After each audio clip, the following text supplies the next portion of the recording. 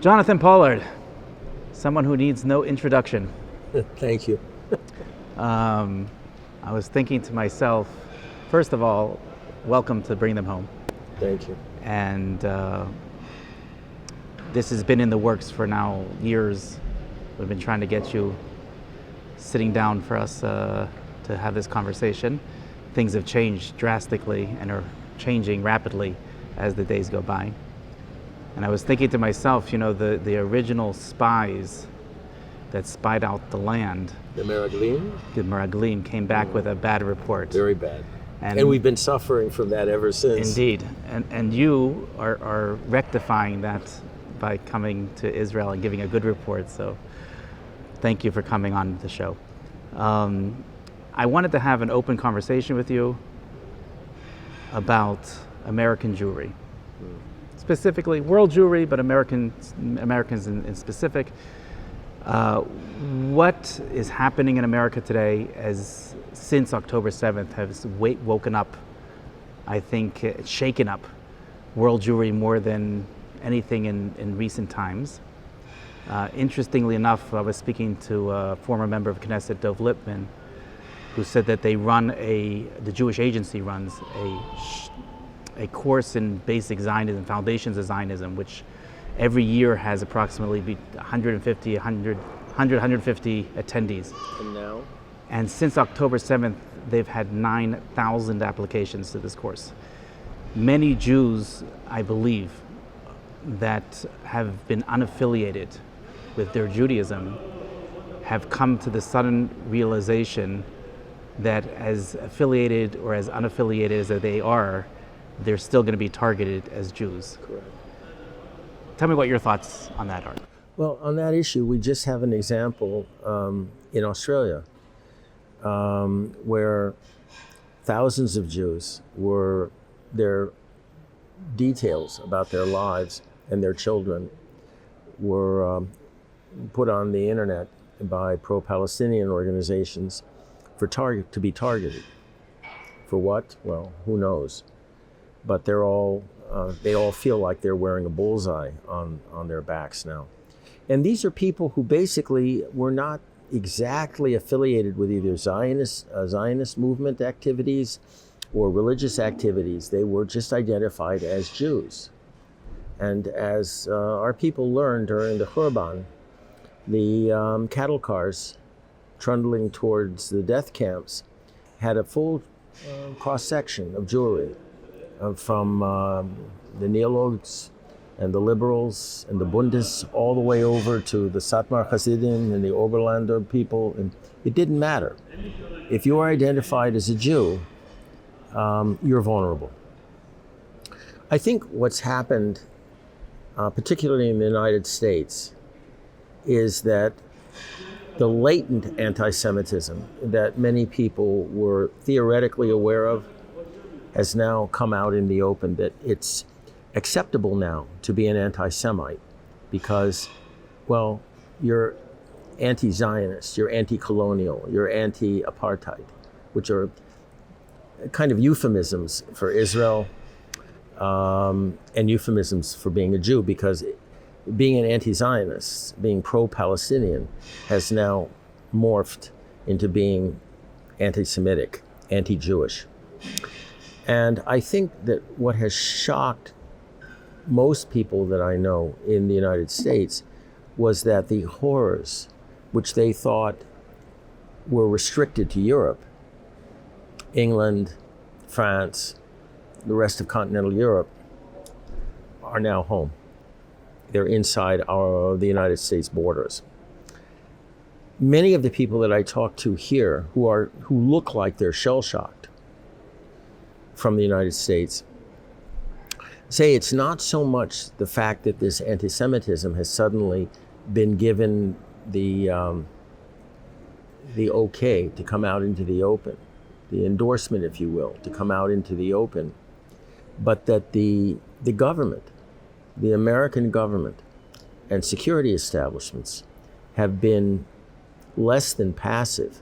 They've actually, by their actions or inactions, encouraged both the eruption and the spread of this most ancient hatred of anti-Semitism.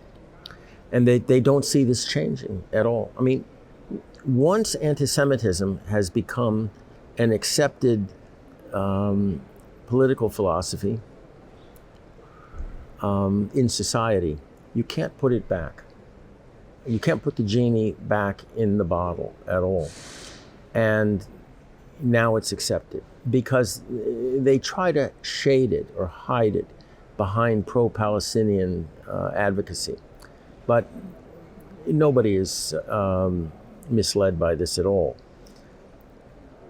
By allowing Muslims, especially, in greater numbers into the United States, they have brought this poison that's endemic throughout the Middle East into the United States. So what you have now is a red, black, and green alliance against the Jews. You have the red alliance, which are the woke radical leftists who see Israel as a settler colonial enterprise. You have the black agenda, which are the fascists, the Nazis, the neo-Nazis, and they just hate us because, well, they hate us. And then you have the Green Alliance. And I'm not going to say it's the radical Muslims coming into the United States. It is the Muslim influence, pure and simple. When you look at the number of imams who are free to spew their anti-Semitism during their sermons all over the United States without any opposition from either local, regional, or national politicians or government offices that are monitoring hate speeches and things like that, you have to wonder what someone like Deborah Lipstadt is doing with her time. I saw a meeting that she held recently in Brooklyn. I won't mention the organization, but I think people will understand who they are. And frankly, I was nauseated by these individuals from the Orthodox community who looked like they were kvelling over the fact that she deigned to meet with them. And instead of putting their collective finger in her face and saying, what are you doing to combat this spread of anti-Semitism? They were just pleased as punch to host her. And she's been given a pass, by the way. So when you have a person who is responsible for confronting and stamping out the manifestation of this hatred against us, and she does nothing. Nothing.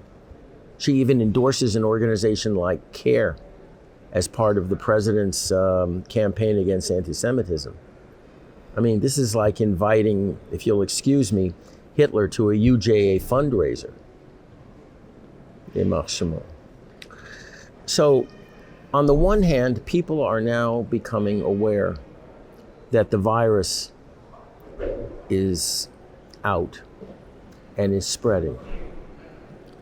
And they don't know what to do. Some people are encouraging our fellow Jews to join martial arts clubs. Some of them are promoting gun ownership.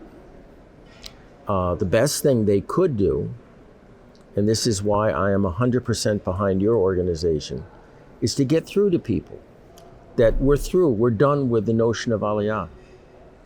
What we're really looking at is the need for rescue.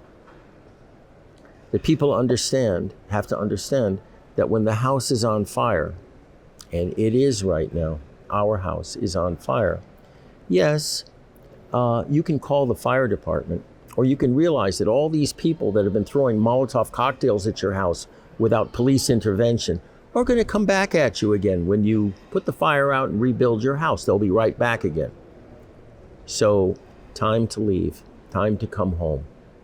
Robert Kraft spent, I don't know how much money, but more than with probably the Super you and I Bowl, have. with the Super Bowl as yeah, Super Bowl. I'm pretty sure it's more than I have.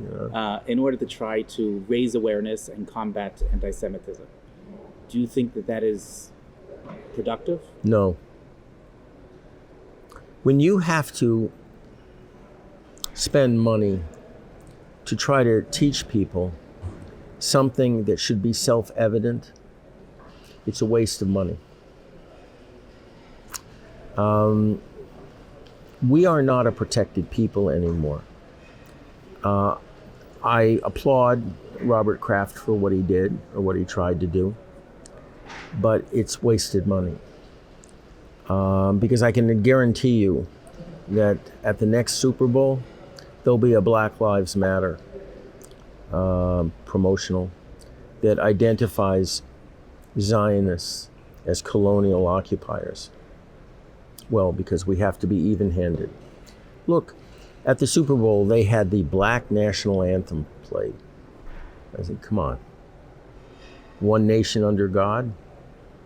Well, that doesn't exist anymore. God doesn't exist anymore. The woke left have pretty much done away with God. We're not one nation either.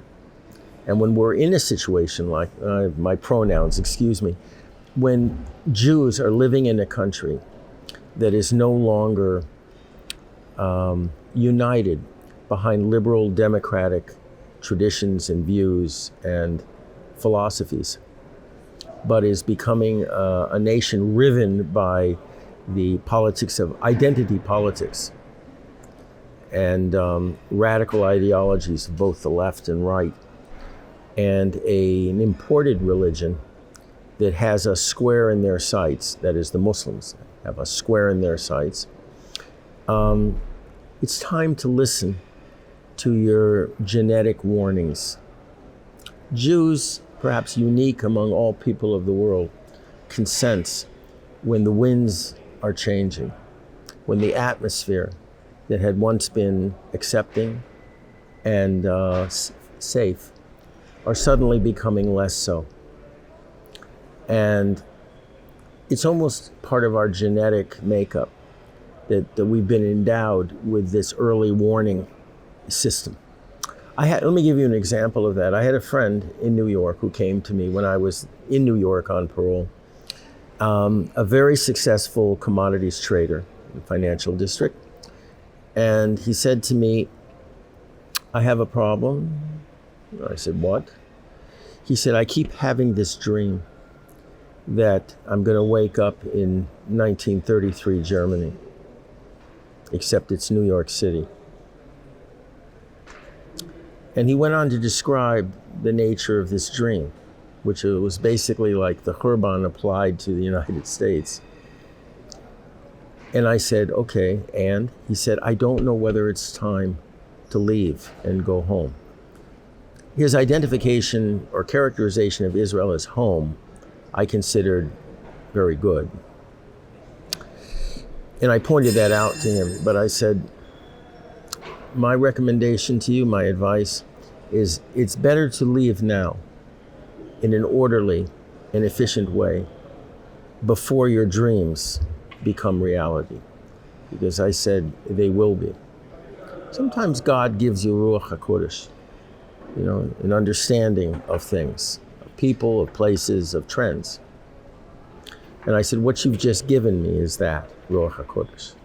Rabbi Kahana used to say, paranoid Jews live longer. Always. I mean, there's a joke about, why Jews are such good violinists. It's because it's an instrument that you can run with when it's time to leave. I had relatives who were survivors of the Khurban, Germans, Yekes. We had 3 survivors from a huge family, very wealthy. And they just couldn't believe. The patron of the family, the patron, was a front soldaten from the World War I, decorated with an Iron Cross, second class, because Jews weren't given first class. And he and the rest of the family could not believe that such a cultured country could tolerate for very much longer this animal as I said, there were 3 survivors of this family who sensed that this was not good and it was time to leave. Each one of them had a bag packed. And I asked one of them, an uncle of mine, what is this suitcase doing here? Why do you always have a suitcase by the front door? He said, you don't know why? He said, I'm a survivor. I said, I understand you survived the Khurban, but he said, no, I am a survivor, which means I assumed that any place in Galut, he didn't call it the diaspora, he called it Galut, could turn on us and become inhospitable, could be lethal, could be a killing ground for us. I said, it's the United States. Look at the job you have. You're the head of public information for NASA.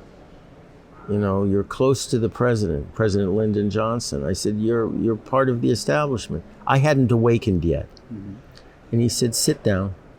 I have to educate you. And I learned what it was like to be on a voyage of the damned. He survived because he jumped ship off Trinidad. 2 of his friends who jumped with him didn't make it. And that ship, because of the United States, because of the intervention of the State Department, preventing them from landing their passengers anywhere in the Western Hemisphere, went back to Bremen. You can tell me, you know very well what happened to the rest of them. Luftmenschen. So he was ready. You know, I like to quote sometimes the Lubavitcher Rebbe when he said, the United States is no different from Europe. No different. It represents the same threat that Europe did towards the Jews. And contrary to what some of the current Lubavitcher adherents believe, he was a Zionist. And he continuously advised people to go home, and to those who had children here, to keep them here, not to bring them back, to sink deep roots in the land, their land here. I hear they're digging a tunnel from 770 to Jerusalem. Alavai. No, I think it was something else. But the point of the matter is, Hashem has given us this ability to sense when it is time to leave. The promise that George Washington gave to us in the 1790s at the Turov Synagogue is over. It was bad during the 20s and 30s here. My parents told me what it was like. My father, Alev Shalom, as an Army officer, had been accepted at Yale Medical School.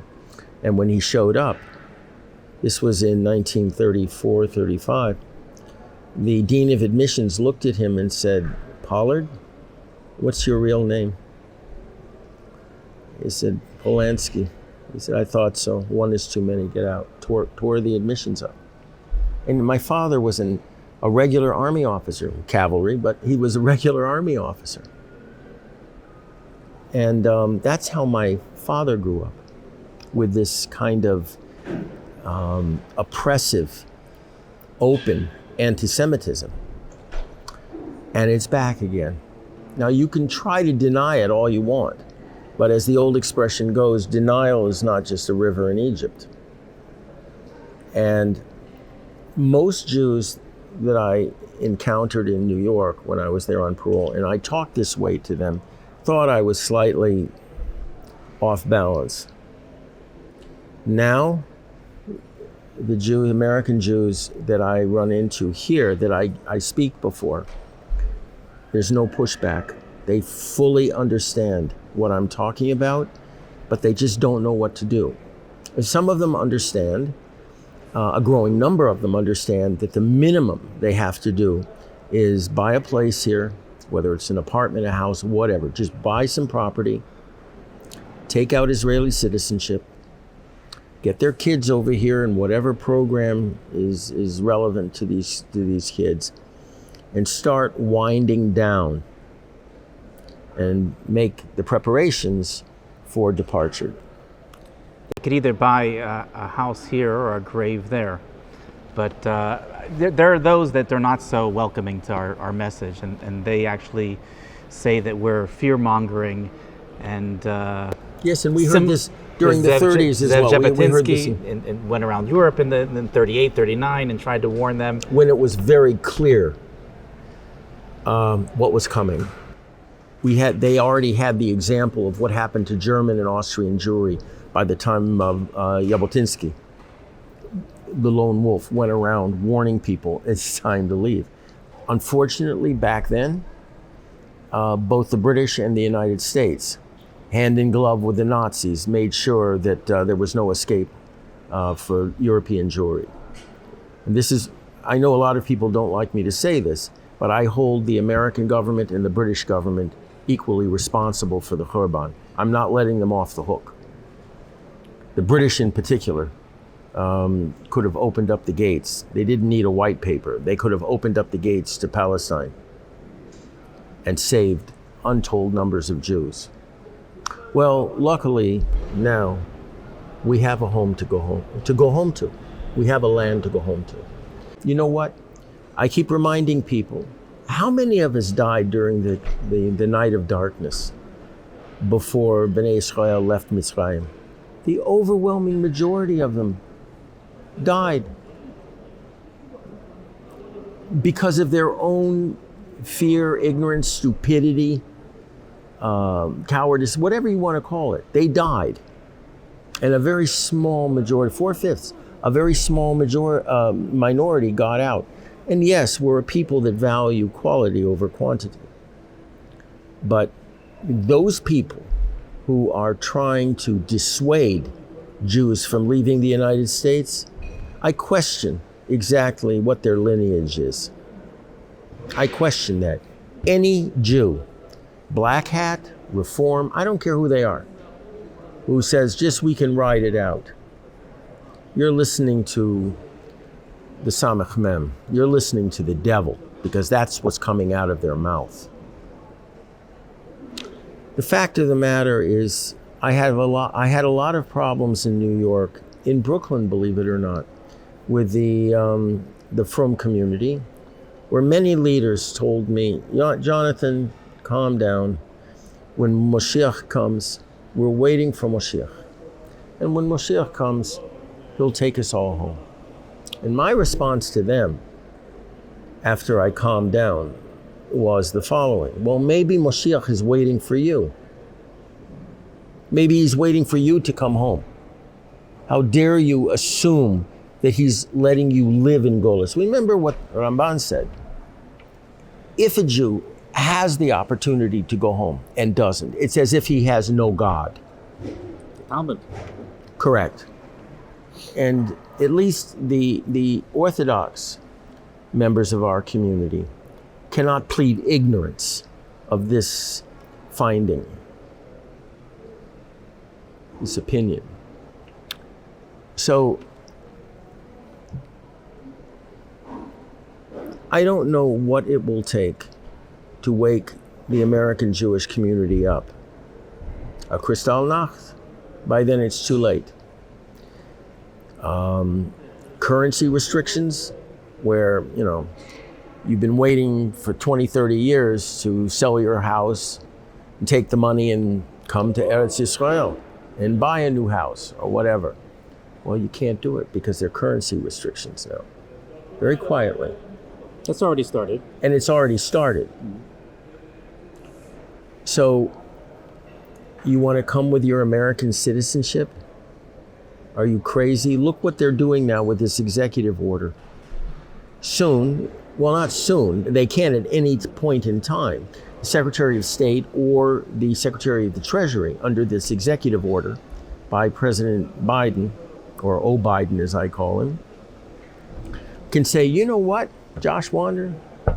Yeah, you got American citizenship also, you're a dual national, but we saw you wrote a letter to the editor in the Jerusalem Post defending our right to settlement of the land, of the territories, we're going to freeze your account.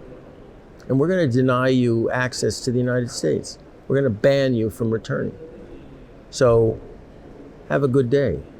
They can do that right now.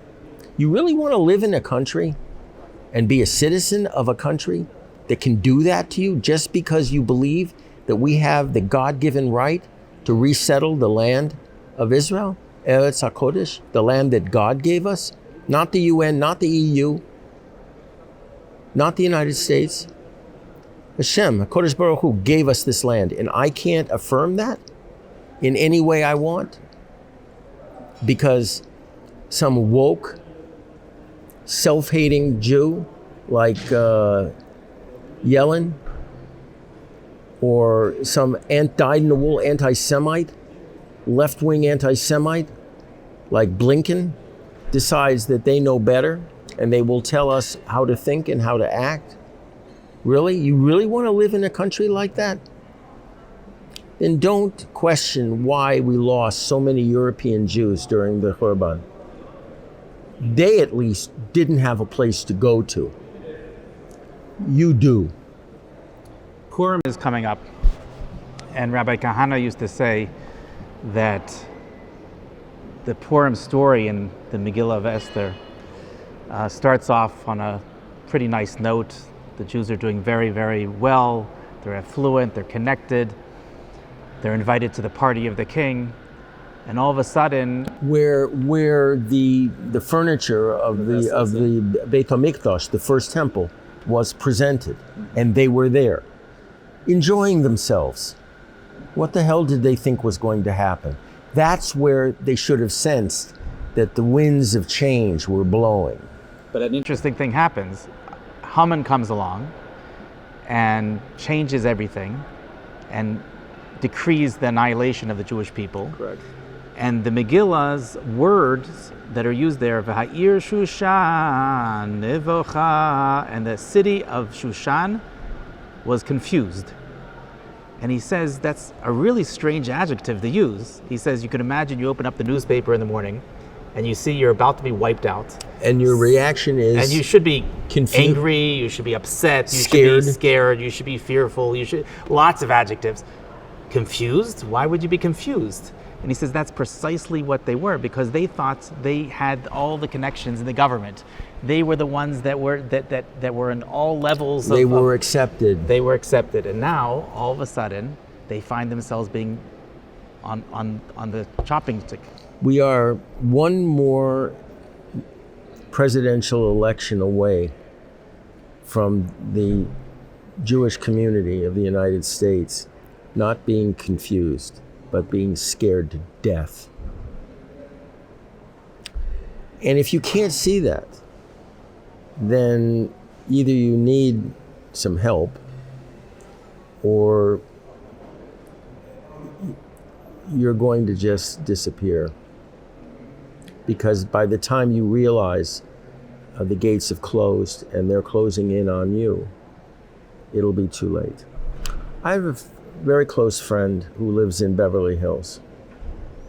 And he has 2 daughters. And I talked to him last week and he said, we're leaving Beverly Hills. Wow, all right. Why? He said, well, my daughters have refused to take this ethnic studies exam or program, which is clearly anti-Semitic. I don't want to call it anti-Zionist. Of course it is, but it goes beyond that. It's anti-Semitic. Hello, Deborah Lipstadt. You want to do something about that? No, of course not. Because it's in the Socialist Republic of California, so we can't do anything about that. And they were told basically, well, they weren't going to graduate.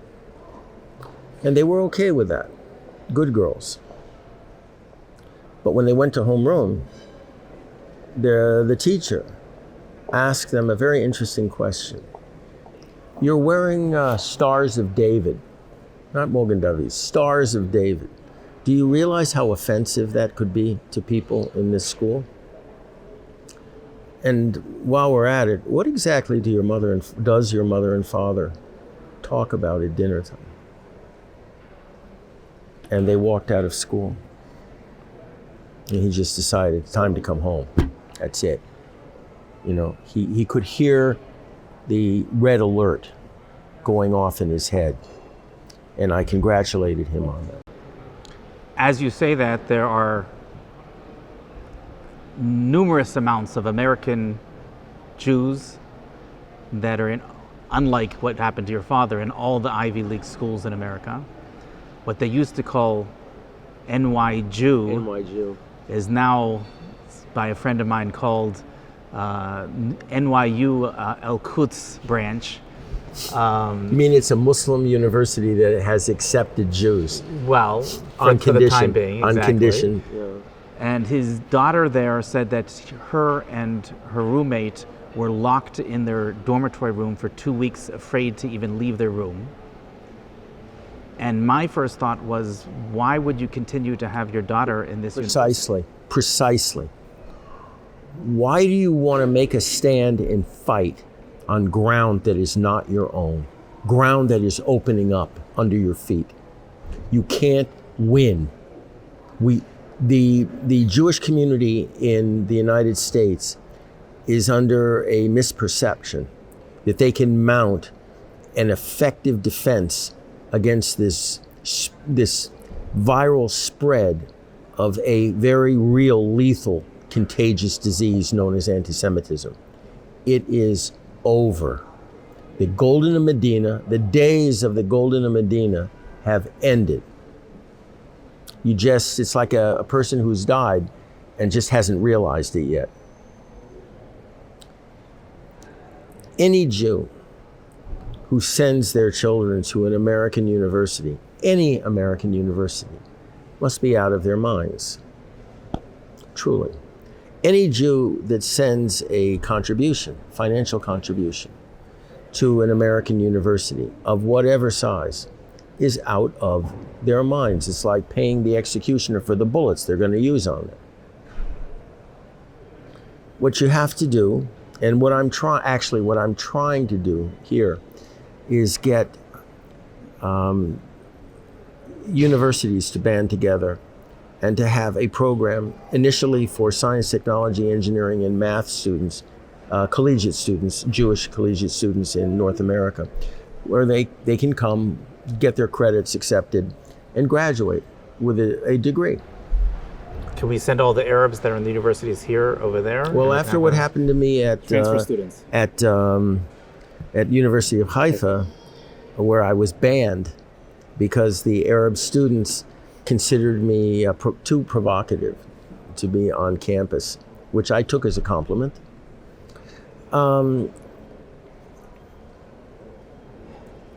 We can accept these students, Jewish students here, where they can express their religious beliefs to whatever degree they want in safety, and complete a degree, and perhaps get a job here and work. That's what I would like to see happen. Jews are not wanted anymore at American universities, except to fulfill the role of a punching bag. Now, if you want your child to experience that, that's your problem. Maybe you should see a professional about that. I'm sure you're familiar with the other argument which is made, which is, why do you think it's any better in Israel? Look at what happened October 7th. Look at the terrorism that happens here on a daily basis. Look at our dysfunctional government here. Why do you think it's any better over there? And why would you encourage people to move from one broken system to another? First of all, this is the only country in the world that we can claim as our own. In every other country, we are tolerated visitors. And that isn't my opinion. That's the conclusion of history. Don't argue with me about that. Argue with history. Good luck with that. Second of all, this is the only country where we actually have a chance to change things for the better. Whether you want to call it judicial reform, whether you want to call it military reform, whether you want to call it educational reform, whatever you want to call it. in whatever form the improvement will take, we have a real chance to accomplish those improvements here. Second of all, or thirdly, I have a very close friend in Chicago, a lawyer, whom I've been trying to get to move, because Chicago it's beyond dysfunctional as a city. It's just a catastrophe. And it's going down the crapper, as we say in the vernacular. And he said, it's too dangerous in Israel to come. Really. I said, give me 1 month. And I downloaded all of the crime statistics from Chicago in that month. And I downloaded, at that time, the problems we had here. Car rammings, whatever, stabbings, nationalist crimes.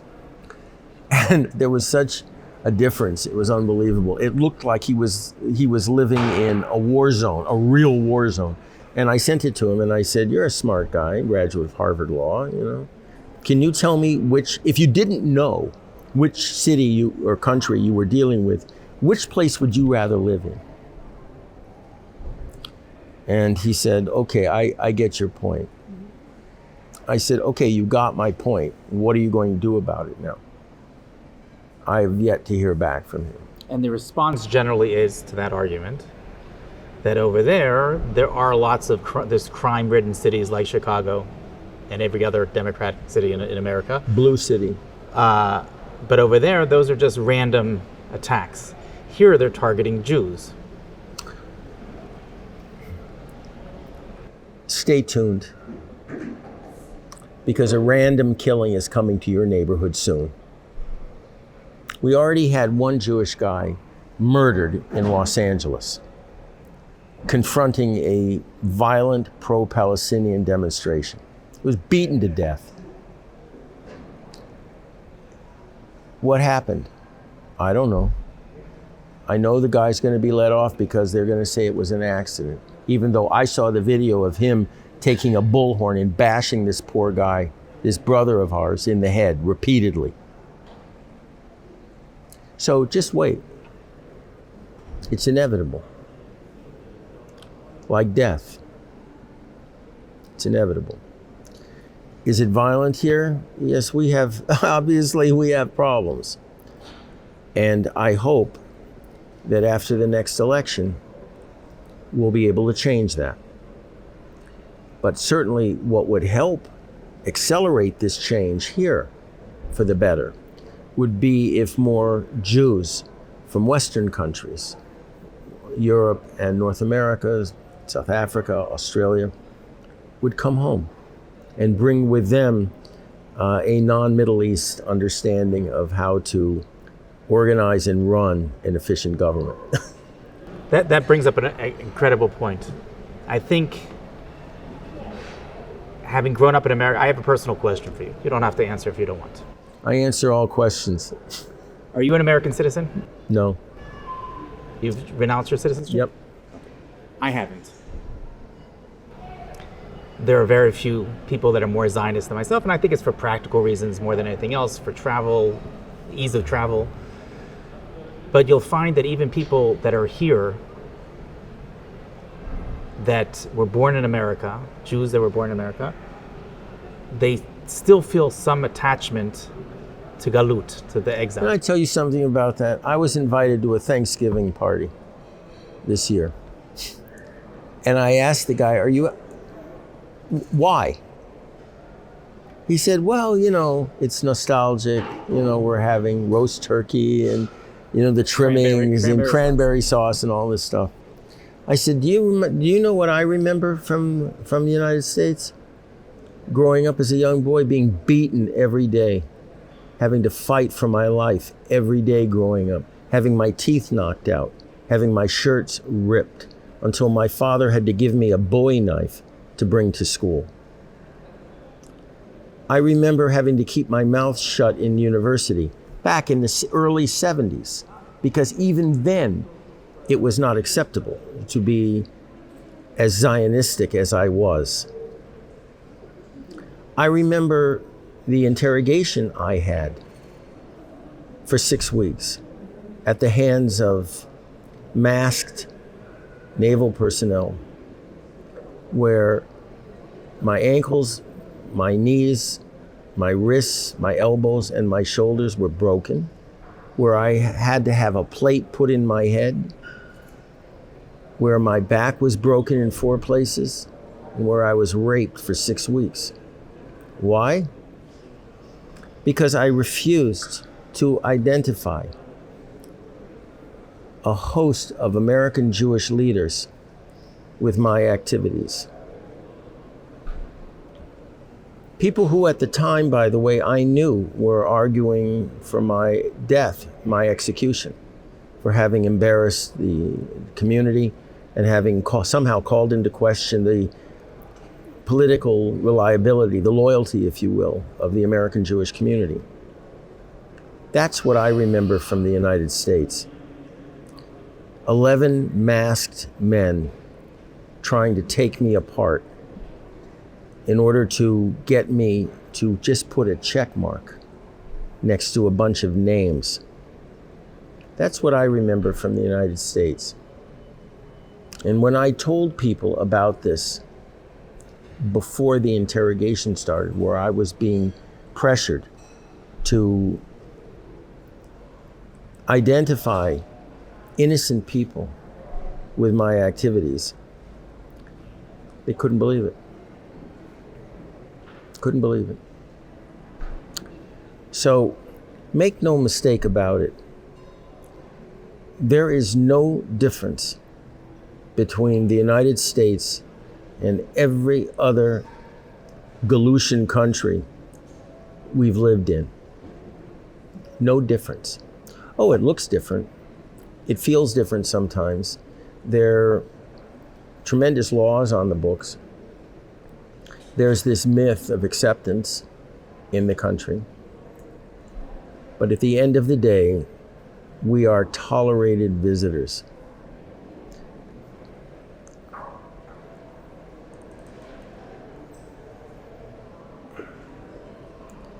The United States, to one degree, has been a wonderful halfway stop for Jews. But it's outgrown its willingness to accept us. I will never go to a Thanksgiving ceremony as long as I live, because all it reminds me of is getting my back broken in 4 places by people who wanted me to implicate innocent Jews in my activities. I will never celebrate anything having to do with the United States now, especially given the fact that the United States, in broad daylight, has now opened up what I call the other front. We all know about the multi-front wars here, scenario in Israel. Syria, Lebanon, Iran, Gaza, the territories, maybe the mixed cities. These are all fronts that we may have to deal with, hopefully not simultaneously. But there's another front that just opened up. I call it the other front, and it's an American front.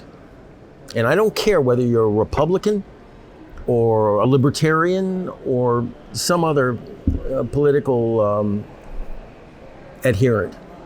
You're Americans, and you're responsible for that. If you're an American Jew, you are part of the problem right now, because most of you are going to be voting for a Democrat. And it's the Democrats who are behind this other front that aims to destroy Israel. Alarmist about this. If we had the time, I could go through the various elements of the front, the executive order, the lieutenant general that's in charge of this coordinating committee here in Israel between the IDF and the Palestinian security forces. The man, by the way, a Lieutenant General, Fenzel, his name is, who is responsible for these lies about this escalating settler violence, and who wants a new unit of 7,000 Palestinians to be formed into a commando brigade. For what? To combat terrorists? Palestinian terrorists? No, to combat settler violence. and a man, I might add, who has said absolutely nothing about pay for slay. Another element, now they're saying we have to authorize and promise that we will fight according to the rules of war. That is your government, the American government, who has the chutzpah to say to us, with an army that has been the most moral in the history of warfare, that we have to somehow prove that fact? Excuse me, after the American government butchered people in Vietnam, after they committed horrendous atrocities in Korea during the war, after they cut and ran from Afghanistan, leaving hundreds of thousands of people to their fate, after the United States was responsible for a minimum of 500,000 dead civilians in Iraq over the course of 2 wars, the American Jews have to defend that. And they stand silent as this accusing angel comes in the form of Mr. Blinken and Mr. Biden, your Democratic standard bearers, to hold us in the docket and say, prove your humanity. And now we have a threatened arms embargo that's rolling along. First the Australians, then the Italians, now the Dutch, all coordinated by the United States. These are elements of this other front. And it culminates with this diktat of accepting a Palestinian state, which would be the death blow for Israel. And yet, all you wonderful, good Jews in the United States just sit there like dumb oxes accepting all of this. What do you think? That Biden is somehow a lover of Israel? You forget his little exchange with Menachem Begin, where he pounding the table, making all kinds of crude accusations against us, against our settler movement. The fact that he backed up Obama's stab in the back of Israel in the closing days of the Obama administration of the UN. It wasn't just that he didn't say anything. He endorsed what Obama did openly. The Democrats are no longer an appropriate party for any self-respecting Jew to support. I am sorry. You don't like Donald Trump, you don't like the Republicans, then keep your mouth shut and don't vote. I haven't done a poll of our listenership. My guess, my hunch is that the vast majority of people that listen to this channel are conservative Americans. And they are hoping that Trump, their savior, will get in and will fix all the problems that we've had. I've been accused of bringing nothing but pessimism and depression to speeches that I give. So, true to form, let me bring the bad news to my conservative brethren in the United States. The fact of the matter is, when you say that Donald Trump has been the best president to both the American Jewish community and Israel that has ever been, you can't say that, I'm sorry. Why? Because you can't tell until a president's second term exactly where he stands with regard to the American Jewish community and Israel. So people say, well, look what he did with the Golan Heights, where he recognized our sovereignty over Golan Heights. Look at what he did with Yerushalayim, recognizing our right to consider it our capital. Look at these things. You don't think we should commend him for those things? We should commend him with an asterisk, which is Mr. Trump is a businessman. And at the end of the day, there's a bill to be paid. It's what we call here a cheshbon. And that bill was going to be paid with the deal of the century, which would have eventually forced us to recognize some kind of Palestinian state. If you look at the territorial concessions that we were going to have to make under that deal, particularly in the territories, it would have been a killing field for Jews. You look at the map, most Jews, conservative Jews, haven't looked at that map. We're talking about the Abraham Accords? The Abraham Accords. They haven't looked at the map. of what the Trump administration wanted as a, I hate to put it this way, final solution for the division of the land in the territories, or this insane extraterritorial road, tunnel, whatever, linking Gaza with Judea. For Mr. Trump, as a businessman, Eretz HaKodesh, the Holy Land, is just real estate. Well, it isn't real estate for us. This is God-given land. Nobody has the right to take 1 millimeter of it away from us, either by being nice and recognizing Yerushalayim as our capital, or by putting a gun to our head, as Biden is trying to do right now. You don't do that. And in his first term, he had his son-in-law, Jared Kushner, and he had David Friedman, and that may not be the case in the second term, where he doesn't have positive influences. Well, first of all, I would question whether Jared Kushner had a positive influence. I believe very strongly, and most people who are aware of the details that I know would consider him an agent of the Qatari government. He was largely responsible for scuppering the attempt by Prime Minister Netanyahu and Ambassador David Friedman to declare sovereignty on the Jordan River Valley. President didn't care one way or the other because it's just real estate. He doesn't care. But when Mr. Kushner found out about this, he was directly responsible for threatening Israel with the end of the accords before they were signed, unless they backed down and ceased from pushing this idea. This is not the actions of somebody that has Israel's interests at heart. Not everybody who claims to be a friend of Israel is. Not everybody, and it's certainly not Mr. Kushner. I think every president, at least in modern times, has claimed to be a friend of Israel. And the difference between an Obama or a Clinton friend and a Reagan, Bush. You can have a cannibal that thinks he's a friend of yours also. He just wants to eat you, right? Obama, when you look at Obama and people like Clinton and conservatives like Herbert Walker Bush as president, they are all American presidents. They are not Jewish presidents. They are not Israeli presidents. They are American presidents. And as we know, all countries, particularly empires, and the United States is most definitely an empire, have permanent interests, not permanent friendships. And they have to be ready, willing, and able to dispense with allies at the drop of a hat if it is in their national interest. And now we see Mr. Biden and Mr. Blinken and Janet Yellen and all the rest of the Democrats, including Schumer, who is no friend of the Jewish community and certainly no friend of Israel, getting ready to impose conditions on military sales or military arms to Israel, and a host of other things with this other front that I mentioned.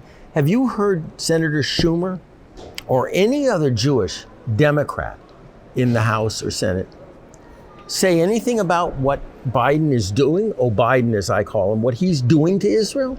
Are they that dense or scared, more likely scared? Well, if you have Jewish representatives who are the Democrats, who are too scared. There's nothing Jewish about Schumer. There's nothing Jewish about Feinstein. I'm just saying. Joe Lieberman, on the other hand, is someone who is very connected to his Jewish roots, wouldn't you say? I really shouldn't say, because I'm not.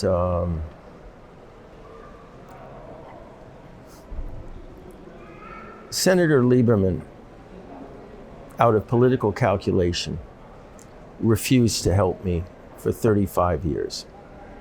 And I say this because he was finally confronted by my father, Alev Shalom, at the University of Notre Dame when he received an honorary degree. And Father Hesburgh, the then president of the university where my father taught, more or less trapped him upstairs at the top of the library where they had the board of directors offices. And my father, in front of a couple hundred Jesuit priests, confronted then Senator Lieberman, and asked him, "You know what happened to my son?" "Yes." "Do you know what a violation of his civil rights occurred?" "Yes." "Do you know the degree of anti-Semitism that was directed at him during the course of his ordeal?" "Yes." "Do you know he's still languishing in prison with a life sentence where they hope to have him die? Do you know that?" "Yes." "Why don't you help him?" And this was his answer in front of hundreds of witnesses. So he better, if he ever hears this, he better not deny he said it, because there are too many people that will come and say he's a liar.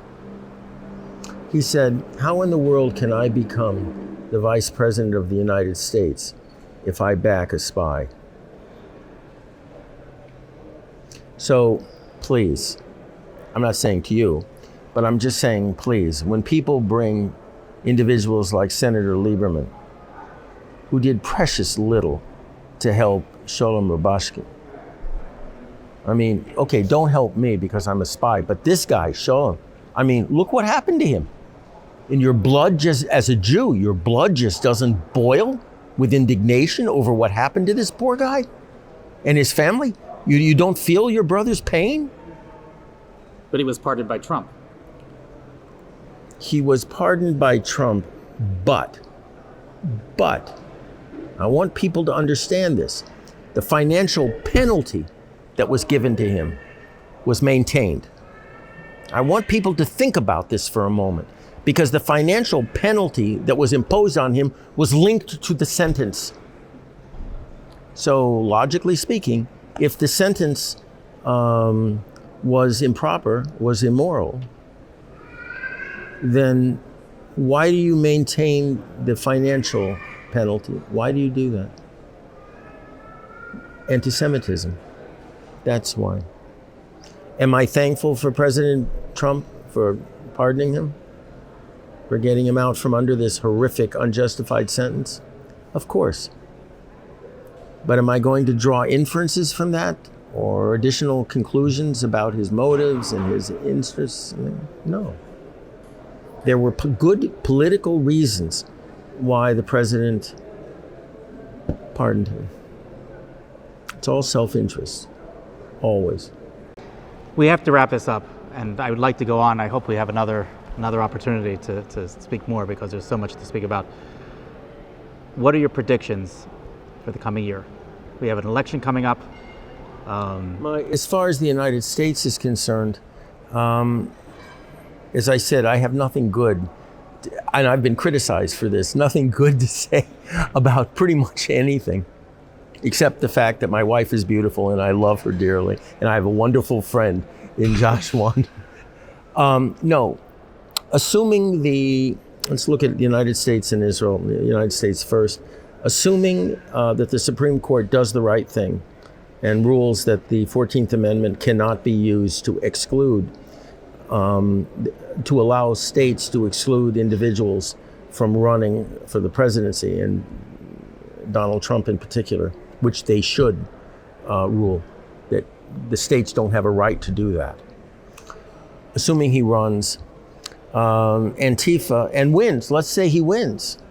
And personally, I would like to see that because he's the best of a bad lot as far as the other side, the Democrat side, is concerned. Would I have liked to see Nikki Haley or DeSantis or Mike Pompeo, people like that, in high positions of authority and response? Yes, of course. But let's say he wins. Well, Antifa and Black Lives Matter have already indicated that if any Republican wins the election, they will burn every city they possibly can. The fact that they're going to be mostly blue cities is beside the point. They have already established a credibility, a high degree of credibility, that they can do what they threaten to do.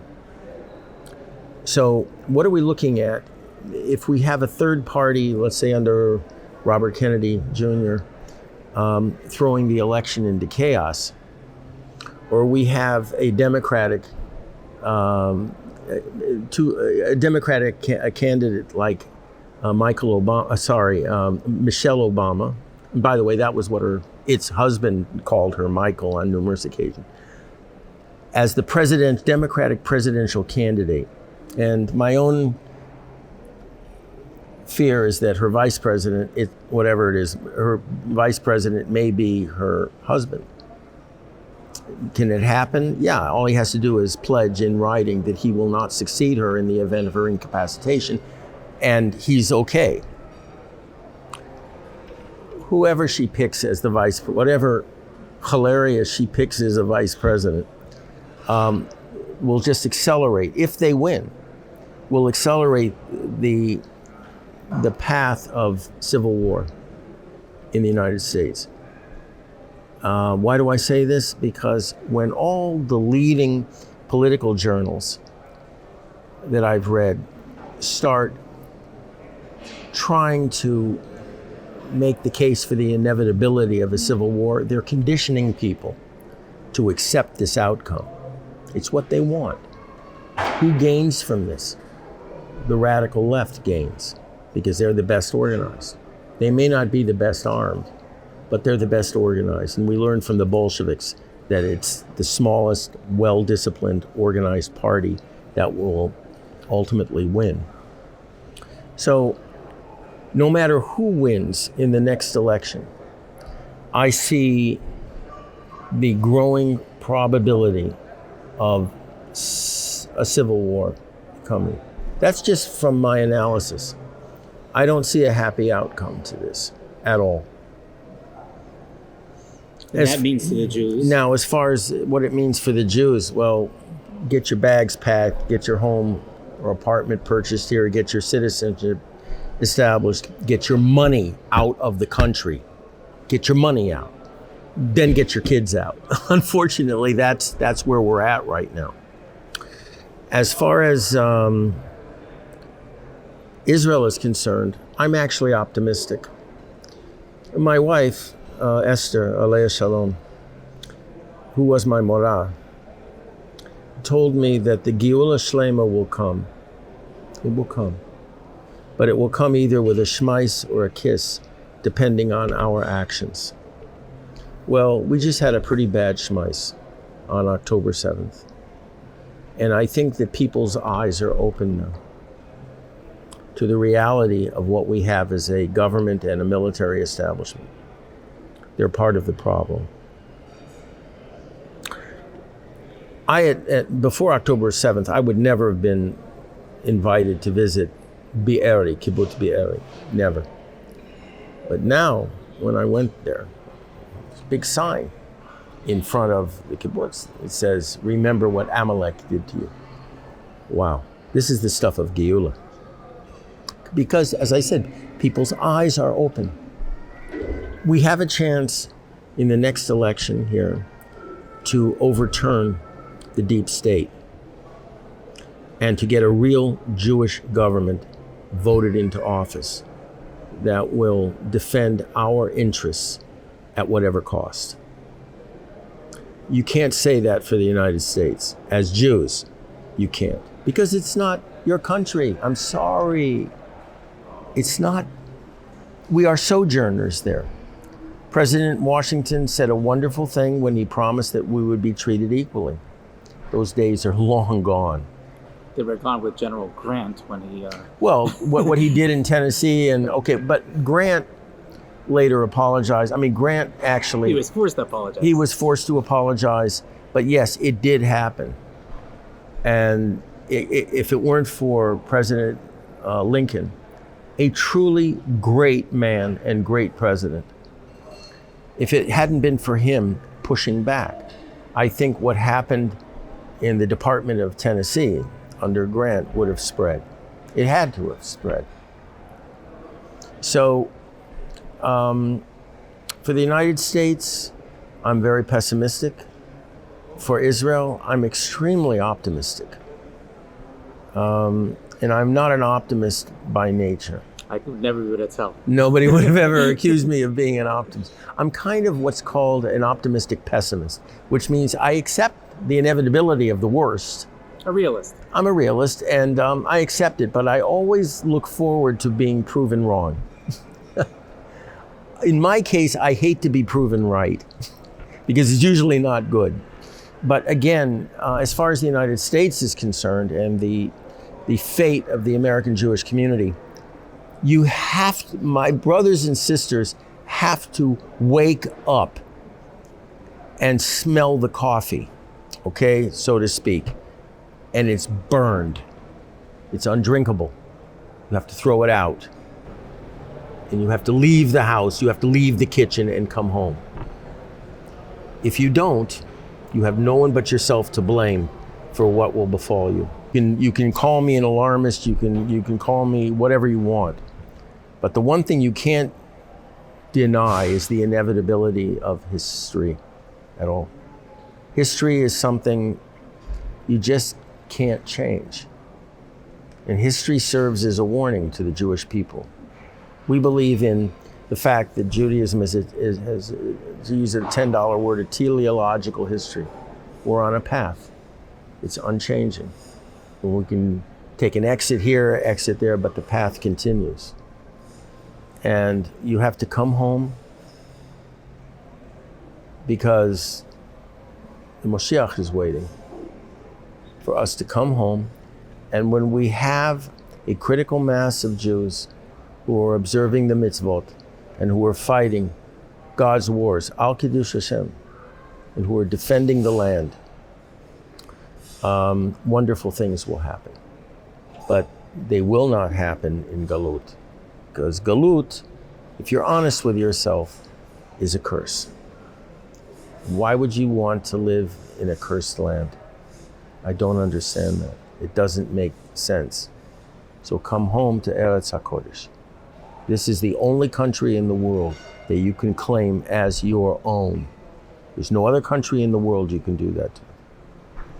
Well, that's my hope for my brothers and sisters in the United States. Thank you for your words of wisdom, honesty, and we hope that... and pessimism. And pessimism. You know that our organization has Bring Them Home has nothing to do with the hostages, but we had the domain bringthemhome.org.il, and last year we changed that domain, or we added to that domain, it's timetolieve.com, and this year we just added another domain, which is getoutnow.org. Very appropriate. Very appropriate. That's why I, for example, before I met you and became friends with you, was redefining the notion of Aliyah to be a rescue mission. So great minds think alike. Thank you. My pleasure.